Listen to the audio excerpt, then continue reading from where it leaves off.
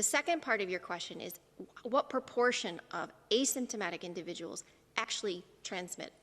So the way that we look at that is we look at these individuals need to be followed carefully over the course of when they're detected and looking at secondary transmission.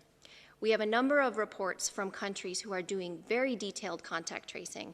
They're following asymptomatic cases, they're following contacts, and they're not finding secondary transmission onward. It's very rare.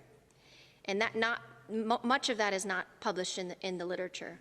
From the papers that are published, there's one that came out from Singapore, looking at a long-term care facility. There are some household transmission studies where you follow individuals over time and you look at the proportion of those that transmit onwards.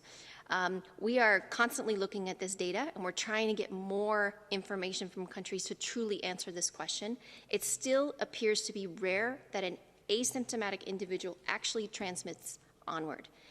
What we really want to be focused on is following the symptomatic cases.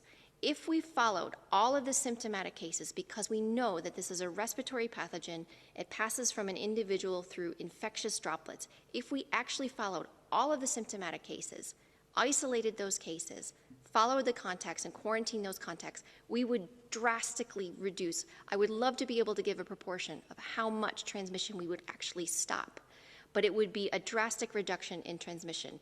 If we could focus on that, I think we would do very, very well in terms of suppressing transmission. But from the data we have, it still seems to be rare that an asymptomatic person actually transmits onward to a secondary individual.